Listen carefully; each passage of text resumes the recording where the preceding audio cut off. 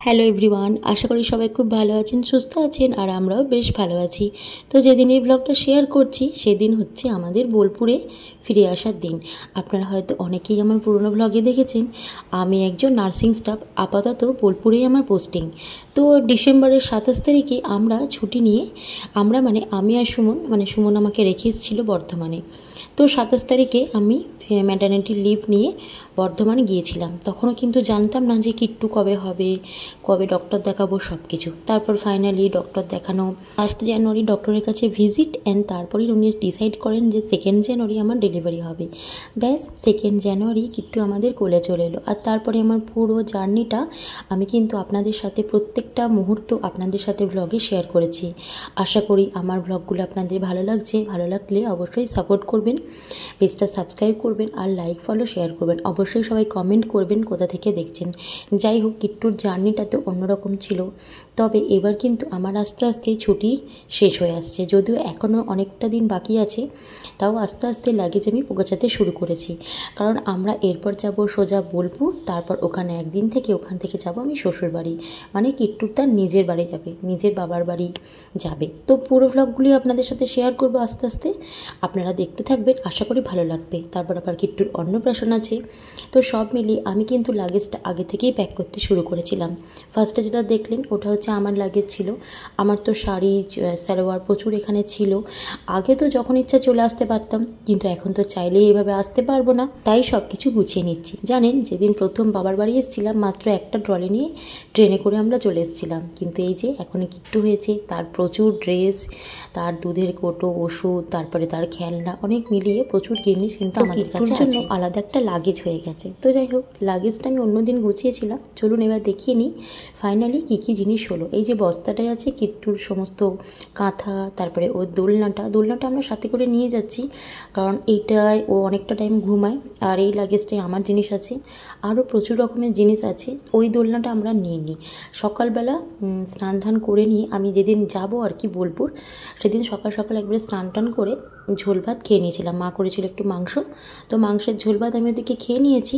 আর ওদিকে সুমন আমাদের আগেই বেরিয়ে যাচ্ছে, কারণ বোলপুরের রুমটায় আমরা এতদিন ছিলাম না, তো রুমটায় হয়তো নোংরা টোংরা হয়ে আছে। তো ও আমাদের আগে যাবে, রুমটা ভালো করে ক্লিন করে একেবারে জল টল ভরে সব কিছু রেডি করে দেবে, তারপর আমরা আবার পরে বেরোবো। তো যাই হোক, আমাদের কিন্তু নেক্সট দেখতেই পাচ্ছেন আমরা একেবারে রেডি হয়ে গেছি। এই সমস্ত লাগেজ এখন গাড়িতে উঠবে। তো ওদিকে কিট্টুও ঘুমাচ্ছিল, ও স্নান টান করে খাওয়া দাওয়া করে একটা সুন্দর পাওয়ার ন্যাপ নিয়ে নিয়েছে। দেখতেই পাচ্ছেন মুখটা একেবারে বুঝতেই পারছে না কিন্তু যে কি হচ্ছে। আর ওদিকে আমিও কিন্তু রেডি হয়ে নিয়েছি, অনেকদিন পর চলে যাচ্ছি তো তাই একটু মনটা খারাপ লাগছে। আর ওদিকে কিট্টুও কিন্তু ভারী অবাক দৃষ্টিতে সব কিছু বোঝার চেষ্টা করছে। সবাইকে বলে দাও, বলে আমি আবার মামা ভাত খেতে আসবো, আমি আবার মামা ভাত খেতে আসবো গো, তোমরা সবাই ভালো থেকো। এই যে সব খেলনাগুলোকে বলে দাও, তোমার খেলনাপাতিগুলোকে, বলে আমি আবার মামা ভাত খেতে আসবো। কিট্টু এখন ঘুম থেকে উঠেছে, তো দুধ খেয়েছে, তাই মুডটা একদম ভালো নেই, তাই না কিট্টু? তো দেখতেই পেলেন কিট্টু কিন্তু অবাক চোখে, একেবারে বুঝতেই পারছে না কি হচ্ছে, সমস্ত জিনিসপত্র নিয়ে কোথায় যাওয়া হচ্ছে, আমরা কি করছি, ও কিন্তু বারবার দেখছে আর আমার দিকে তাকাচ্ছে।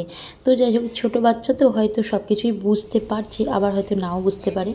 তো যাই হোক, ফাইনালি সমস্ত কিছু লাগেজ আমাদের কমপ্লিট হয়ে গেছে বাঁধা। বাবা যাচ্ছে সাথে, মা যাচ্ছে, আমি আর কিট্টু। বাবা আমাদের গাড়িতে ফিরে চলে আসবে, আর মা আমাদের সাথে রয়ে যাবে। আমরা যখন বাড়ি চলে যাব যেদিন, কিট্টু যেদিন তার বাবার বাড়ি চলে যাবে, সেই দিনকে আবার মা বাড়ি চলে আসবে। তারপর আবার কিছুদিন আমরা থাকার পর মা আবার আমাদের কাছে আসবে। মা আমাদের সাথেই আসতে থাকবে, কারণ মা ছাড়া আমি একেবারেই অচল। মা ছাড়া আমি কিট্টুকে মানুষ করবো বা কী করে। তো যাই হোক, আমি যেহেতু ডিউটি জয়েন করব, আর এখন কিট্টু অনেকটাই ছোট, আর ছোটো থেকে ও যেহেতু আমার মাকে দেখি অভ্যস্ত, তাই সব কিছু আমার মায়ের কাছে খুব সুন্দর ভালোভাবে করে নেয়। জানেন তো, ওর কাছে সুন্দর করে, মায়ের কাছে সুন্দর করে ঘুমানো, খাওয়া দাওয়া সবটাই আমার মায়ের কাছে খুব ভালো করে নেয়। তো যাই হোক, আমরা তো ঠিক টাইমেই যাচ্ছিলাম, বাট এই দেখুন না, হঠাৎ করে 24 মিনিটের জ্যামে আমরা আটকে গেছি। আমরা তো যাচ্ছি বোলপুর, তো গুসকরা হয়ে যাচ্ছি। ওদিকে দেখুন মা আর কিট্টু দুজনেই কিন্তু ঘুমিয়ে গেছে। যেহেতু এসি গাড়ি বুক করেছিলাম, তাই ওই কষ্টটা কিন্তু একটুও পাইনি। বাবা কিন্তু একটা খুব ভালো গাড়ি বুক করেছিল, যাই হোক জার্নিটা কষ্ট পাইনি। কিন্তু এই যে পুরো 24 মিনিট আমরা রেলগেটে আটকে, ওই যে তালির দিয়ে আমরা যাচ্ছিলাম, তো তালিতের ওখানে রেলগেটে আমরা অনেকক্ষণ আটকে ছিলাম। তো যাই হোক, ফাইনালি আমরা বোলপুর ঢুকবো এই ব্রিজটা হয়তো অনেকেই দেখে বুঝতে পারছেন, যারা কিন্তু বোলপুর আসেন তাদের কাছে এই ব্রিজটা একেবারেই চেনা। তো যাই হোক, বোলপুরে সমস্ত কিছু নেমে লাগেজগুলো আমাদের সুন্দর করে আনলোড হয়েও গেছে। এবার আস্তে আস্তে গোছানোর পালা। পুরো 6 মাসের সংসারকে আবার আগের মতো সুন্দর করে তোলা। আপনারা অনেকেই আমার এই ঘরটাকে দেখেছেন আমার ব্লগে বহু। এই ঘরে আমাদের প্রচুর স্মৃতি আছে, যেটা আমি ব্লগে আপনাদের সাথে শেয়ার করেছি। কারণ এবার এই ঘরটার সাথে আপনারা পরিচিত হবেন। আর এই ঠাকুরের জায়গাটাকে তো আপনারা অনেকবার দেখেছেন। কিট্টু পেটে থাকাকালীন আমি মা লক্ষ্মীর পুজো করেছি, এছাড়াও অনেক পুজো করেছি। তো যাই হোক, সেই পুরনো 6 মাসের ঘরকে আবার নতুন করে সাজাতে আমাদের বেশ অনেকটা পরিশ্রম হয়েছে। মা, আমি, সুমন দুজনে প্রচুর পরিশ্রম করেছি। তো ফাইনালি একটা লুক দেওয়া হয়ে গেছে। তো কেমন লাগছে অবশ্যই এই ব্লগটা অবশ্যই কমেন্ট করে জানাবেন। নেক্সট ভিডিওতে আরও অনেক কিছু ব্লগ শেয়ার করব। ভিডিওটা ভালো লাগলে লাইক, কমেন্ট, শেয়ার করবেন। কে কোথা থেকে দেখছেন অবশ্যই কমেন্ট করবেন। আর আমার পেজটা অবশ্যই সাবস্ক্রাইব করবেন যদি আপনাদের ভালো লেগে থাকে। চলুন তাহলে আজকের মতো ব্লগটা এখানেই শেষ করে সবাইকে বাই।